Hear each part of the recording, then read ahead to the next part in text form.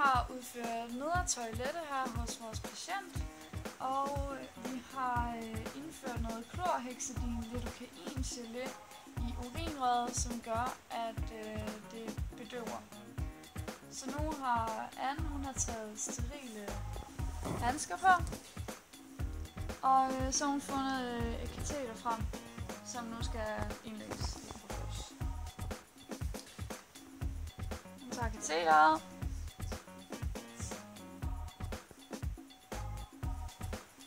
Så er det vigtigt, at penis bliver holdt lodret. Hun tager fat i penis og fører forhuden tilbage og indfører kateteret.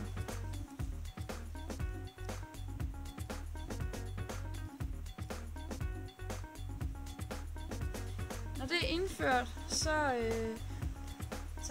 sprøjter hun noget vand i.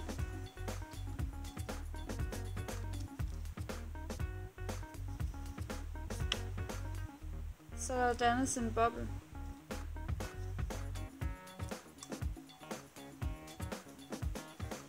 Derefter trækker hun forsigtigt tilbage igen, indtil hun kan mærke modstanden på boblen. Hun sætter forhuden på plads eller tilbage igen, og påfører urinposen.